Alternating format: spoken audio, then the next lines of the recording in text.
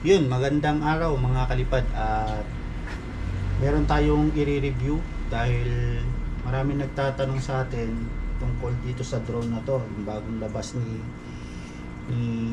DJI, yung Neo. So ito yung si Neo. So ito si Neo. Yan.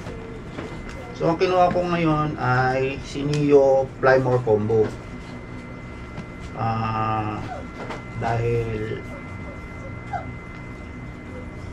yung mas mura, yung Neo standard ay drone lang, walang RC. Itong Neo Flymore Combo, so meron siyang remote. So nakikita mo dito sa box, merong remote, oh. So ngayon ito yung i-unbox natin. Tapos after natin ng unboxing, i-activate natin at paliparin natin para do sa review. Yung mga tanong kasi sa akin, merong isa, sir, nakapag-review ka na ba ng Neo? So dahil sa hindi pa ako nakakuha ng Neo at wala pa ako nahawakan, so ang ginawa ko, bumili ako ng Neo. Hindi sponsor to, hindi kagaya nila Mike Cruz at saka ni Omel Cruz. Ako Cruz din, pero ito sariling pera ko pinambili dito. So hindi to sponsor. 'Yun. At kinuha ko to dun sa SM Clark, DJI SM Clark, Pampanga. So wala rin akong nakuhang discount dito sa nakuha kong drone na to, kasi meron nagtanong, sir, pwede bang gawing daw parang FPV yung remote ng RCN1? So sa pagkakaalam ko, hindi po pwede, pero titingnan natin yan pagka na-review na natin tong bagong drone ni DJI Neo. So unbox muna natin. So, ito naka-sealed pa. Gusto nga sa SM Clark buksan na, sabi ko wag na, at ako na lang mag-unbox. So alisin natin itong seal. Yan. So ito yung laman. So makikita nyo dito. Yan. So itong unang box ay ano ba laman ito? So ito yung battery. So may dalawang battery sa dito at may hub. Ito yung hub with battery. Ayan. So tingnan natin kung may karga. So wala pang karga, wala pa siyang charge, so kailangan i-charge pa muna natin. Ayan. Tapos ano pa ba yung laman ng hub? So nandito yung Type C to Type C cable, tapos Type C to Lightning cable para to sa remote. Tsaka merong isang Phillips screw. So ayan. So tabi muna natin tong parts na to kasi hindi to kasama diyan. So ngayon dito sa susunod, ito na yung drone. Ito yung drone. So napakaliit niya, no? So i-compare natin siya sa ginawa kong Pavo 20. So mas malaki ng konti itong Neo dito sa Pavo 20. So ito nga, bali pumatak din halos ng almost 20,000 itong pag-build ko ng Pavo 20. Compare mo dito sa Neo DJI Neo. So itong kaya umabot ng 20,000, 13,000 yung yung DJI O3. Tapos nasa 800 yung GPS. Yung receiver 1,200, tapos itong kit na Pavo 20 ay almost 7,000 kasi kasama yung shipping. Online ko siya binili sa website ni FPV, Beta FPV. Yan. So, almost 20,000. Drone pa lang, wala pang battery. So butin siya ng mahigit na 20,000 dahil kung bibili ka pa ng battery. So itong kay Neo, so meron na siyang kasamang propeller, extra propeller na dalawa. Tapos itong manual, yan, ito yung manual. Tapos itong RCN1. So itong RCN1 di ko nabubuksan. Plano ko kasi benta to. Kasi meron akong RC3, tapos motion controller. Pero meron akong gagamitin na RCN1 na i-pair dito para hindi na mabuksan to, silpit to. So ibebenta ko to mga kalipad hindi ko to bubuksan, sealed, brand new. So ito ang gagawin natin, i-activate muna natin to. So bago natin ma-activate to, syempre kailangan muna natin i-charge yung kanyang battery. So buksan natin tong mismong drone. Ayan. Para masagot natin yung katanungan nung isa nating followers na tinatanong nga kung yung bang RCN1 ay pwedeng gawing parang remote control na RC3. So mamaya eksperimentohin natin yan bubuksan ko yung isang RCN1 to the luma. So titingnan natin kung po pwede yung gusto mong mangyari. So, kaya hindi kita masagot no dahil wala akong pang review, wala akong unit na hawak. So ngayon meron na akong hawak na unit. So gagawin natin yung tanong mo. So pansamantala magcha-charge muna tayo ng battery. So ito yung pagbukas ng battery. So press mo dito, then push out mo siya. Saka natin cha-charge. Yan. Ngayon dito nakita ko wala siyang lagay ng memory card. Wala siyang lagay ng memory card. Yan. So drone lang siya, SIM drone. So tingnan natin kung pagka na-charge natin at paliliparin natin. Ganito siya pagka charge. So hindi kagaya ng ibang DJI na battery isa-isa. Ito parang sabay-sabay pagka nag-charge gamit ang kanyang hub. So gumamit ako ng power station dito. Ito yung Bluetti. Wala kasi kasama siyang wala kasing kasamang charger adapter itong DJI. So hub lang siya. Tapos yung pinaka USB to USB port, so kailangan mo pa rin ng power adapter. Yung power adapter ay wala. So itong ginamit ko na supply, itong aking so makikita nyo dito ang consumption yan sa kuryente ay 60 watts. So yan mga kalipad, tapos na natin i-charge yung battery. So makikita nyo dito ay puno na. Ayan, puno na yung bawat battery. So ang gagawin natin ngayon ay i-activate natin tong si Neo, DJI Neo. Ito siya. Yung tsura ni Neo ay purong plastic timbangin natin siya kung gaano siya kabigat kasama yung yung kanyang battery. Sa isang banda napakamura talaga niya kung halimbawa Plymore combo ang bibilin mo, Ang price kasi ng Plymore combo ay 18,999. 18,999 ba? Tama? 18,999. So, wala pang 20,000.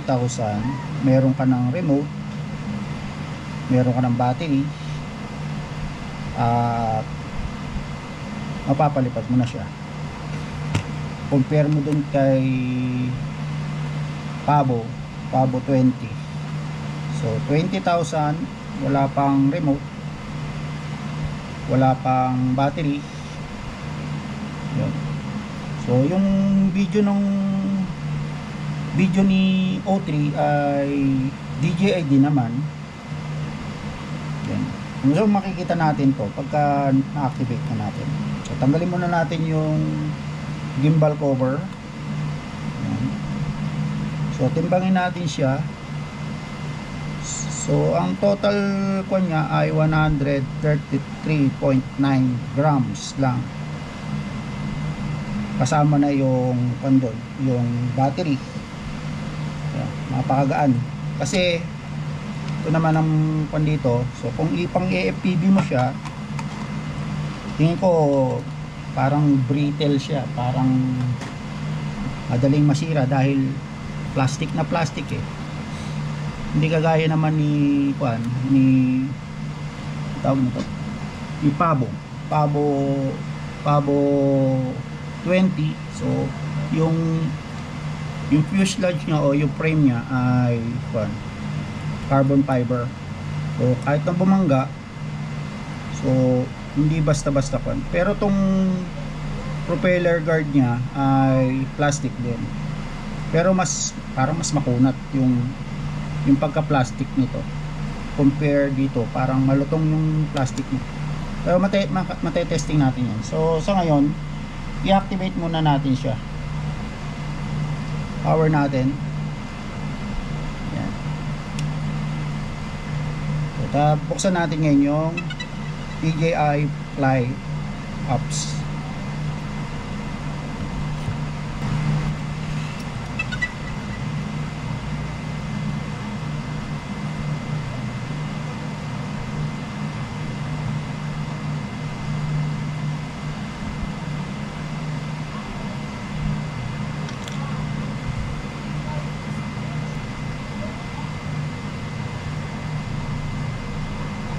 So yan. So bali, pag pinower nyo to at na-search na yung device, automatic na yan. Tapos click na natin activate.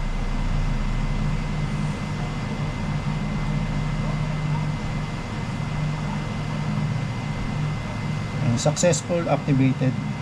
So yan na. Makikita na natin dito fly open area, tapos got it, tapos yung take off, palm, land. Okay. Point the camera at your face and press and hold the mode button to take off.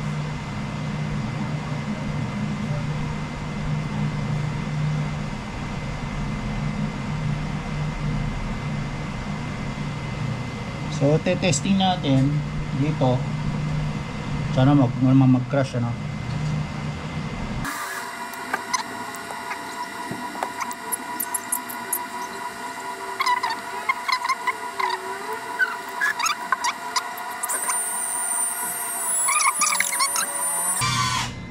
So naglanding siya sa palad ko. Ulitin natin. Nandito tayo sa golf course ngayon. Itatry natin itong Neo. So titingnan natin yung features niya, yung pinagmamalaki ni DJI na features na autofly. So si Andrea ang magpapalipad. So power natin. Ay, ang pangit. Parang butang. Oh, you hold it. You like that. So sabi dito sa ni DJI, so gaganyan muna para ma-scan. Tapos dito ka. Come on. Here. Yan. Lapit ka dito ma. Yan. Then para ma-scan siya, so press natin tong Droney, Rocket. Rocket, Spotlight. Spotlight, Direction track. Direction Track. So, Follow. palo tayo. Doon tayo sa palo. So, press natin. Medium. Follow. Ayan. 3, 2, 1. Then, wait lang. Oh, yun. So, pinapalo na siya. Sige, go. Yan. Yan. Pinapalo siya, oh. Okay. Walk slowly. Yan. Okay. So, yan ang magandang features ni Neo. At pinapalo yung aking anak. Yan. So, walang nagko-control. Run, Andrea, run. Oh, run. You go run. Yan. Yan. So, mabilis din siya, oh. Okay. Oh, stop. Try to landing. Oh, yan. Nag-landing nga. Oh, so, subukan naman natin yung ibang features. So, subukan natin yung sinasabi niyang Droney. oh, yung Droney. Try natin yung Droney. Kung ano yung features na Droney. Circle. Ay. Yeah. Rocket. Spotlight. Direction. Follow. Droney. So, yung Droney, long press natin. 4 meters. 4 meter. 3, 2, So, ayan. 1. Huwag pa tayo na. Stop mo muna yun. Tapos, ayun yung Droney. So, ganyan pala yung Droney. No. Stay there. So, yung ganyan pala yung Droney. So, ido-Droney niya siya. Ayan. So, tingnan natin kung ano yung features na yan. Oh, yan. So, parang pull out. Okay? Yan. Ayan. Tapos, try naman natin yung Circle. circle. So, itong circle, panigurado kung to, orbit siya. 2 meters. Circle. What Yan. does that mean? 2, 1. Stay there. Ayan. So, ino-orbitan niya si Andrea. Ayan. Dahil sa sobrang liit niya at mahangin dito sa golf course, medyo nagkakaroon siya ng parang wobble. So, lapit siya doon, lapit. Ayan. So, ayan siya nung nag-landing. Ayan. So, try naman natin yung Rocket. so, rocket. Try natin yung rocket. Spread your up. I don't know what does that mean. 4 meters. O, 4 meter. Rocket. 1. Stay there. So, ayan yung rocket. Ayan. So, yung rocket, ganyan siya yung rocket. Ayan.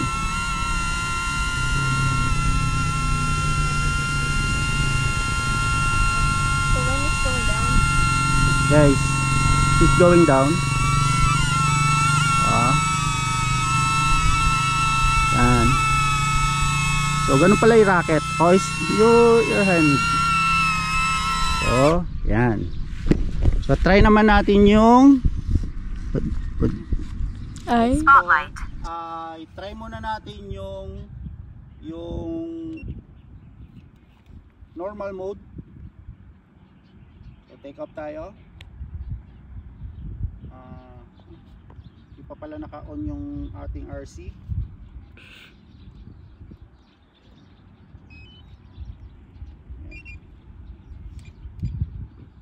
So, normal mode. Test natin. Take off.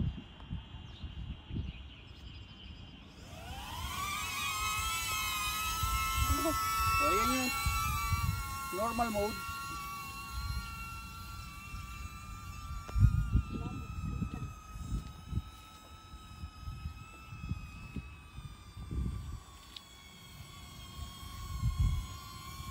sports mode natin. Try natin yung sports mode. Yung sports mode. So tumatakbo siya ng 7 miles per seconds. Yan. Mabilis din siya. Yan. So ngayon, tatry naman natin yung manual mode. Manual mode. Ito yung manual mode.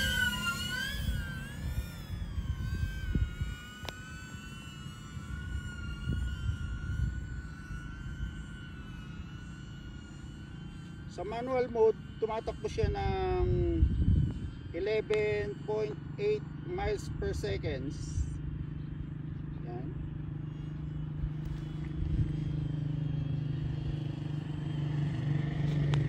So parang takbo niya ay parang Pabo 20 din.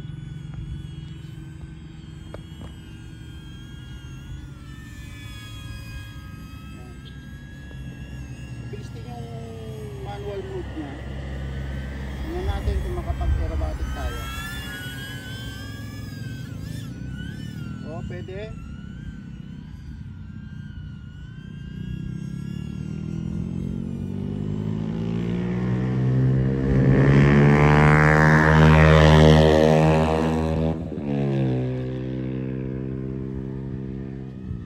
Normal mode. Subukan natin baguhin yung kanyang camera. So wala. Subukan muna natin. Landing muna natin. Landing.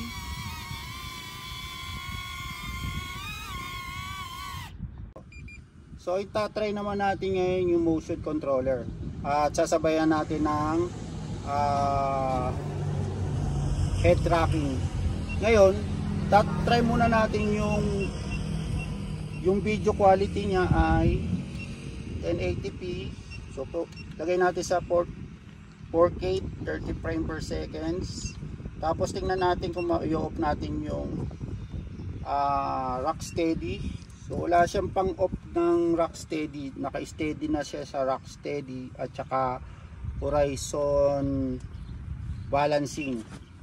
Tapos so dun sa wala siyang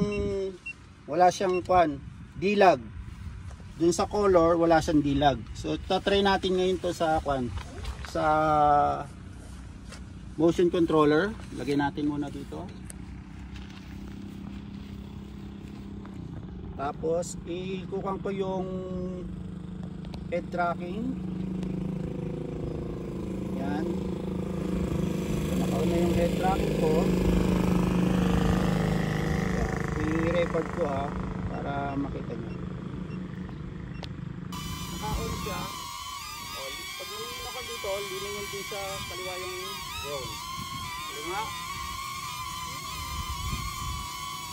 So mapapansin nyo yung camera, tumataas, tinitingala din yung camera. Lumuyo ko, ayan. Head tracking.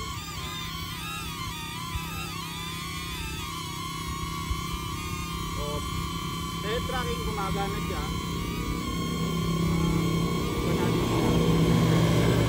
Ayan, paliparin ni Andrea yung drone. Ayan. Gamit ang motion controller. So, doon sa price na 18,999. So ganda na rin. Yan. Ganda ng Neo. Para sa beginner talaga. Yan. Yun nga naman si Andrea nagpapalipad niyan. Yan. Ang downside lang nito, pagka nasa no flying zone ka, so hindi tayo makakalipad doon. So gamit niya yung motion 3. So gonna go back. You go back. Yeah. So gamit niya yung motion 3. Huh? Kaya nagpapalipad niya yun. Yan. What's motion 3? Oh. Okay, land. Yeah. So, ito na siya. Lalanda natin. Oh, you land.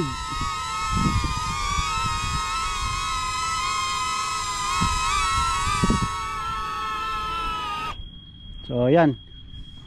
So, ito si Neo. Ganda. Ganda siya. So, hanggang dito na lang mga kalipad. Ito nga pala si Andy FPV. Hanggang sa muli. Bye-bye.